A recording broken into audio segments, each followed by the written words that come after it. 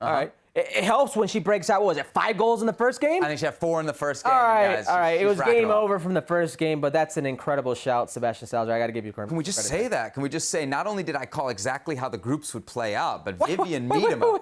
Sorry? Vivianne Miedema. You called how the groups would play out? Yeah, I said U.S. would finish second, Netherlands would finish first, we'd get them in the quarterfinals, and I said Vivianne Miedema. Well, I didn't say she would be top scorer, we have to be honest there, but she is well on her way to being that with 8 goals so far throughout the tournament.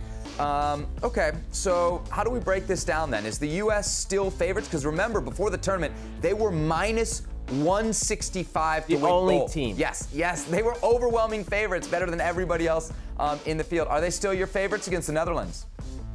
I don't know how you can pick them as your favorites. And Really? I don't think there's a team, especially not Netherlands or any team that could potentially face them down the road that is quite afraid of them or You think they've lost that them. fear factor? Because that's been something for this U.S. team for the longest time that's almost been, you know, the joker in the deck. Yeah. Like when they were playing even with teams, they had a fear factor. If you're telling me they've lost that, I'm worried. You said something interesting pre-production when you and I were talking about this. You said how this reminds you of last Olympics and how they limped in against Sweden. And what happened against Sweden? Totally. Yeah, they lost in the quarterfinals. I look back at that group phase at the Rio Olympics, and there were some really passive, kind of tame performances. There was a 2-2 against Colombia, and that was the last game before the quarterfinals. And what we all thought was, oh, it's the U.S. Yeah, they'll react. They'll bounce knockout back. rounds will come out. They'll flip the switch. And that's the thing that I think we have to honestly ask ourselves about this U.S. team when we think about them as either being able to beat Netherlands or make a run deeper in this tournament is, do you really believe that a team that is, let's be honest, not played well, not scored against anybody that isn't New Zealand, can suddenly flip a switch? I would think that's a really hard thing to do, but you've been in these tournament settings It's extremely before. difficult because not only are you trying to flip a switch to yourself, but you're trying to do it against a team that you beat in a World Cup final. They've got their own switch to flip. They've got their own demons to exercise. Think about that, but you're right. Yeah. So it's a lot going on, and if you're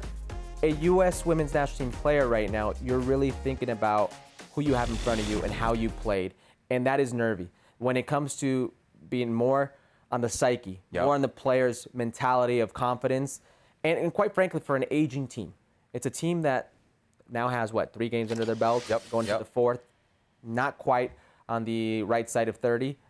Definitely daunting. Yeah, for sure. So those odds at the beginning of the tournament, I mentioned them, minus 165 for the U.S.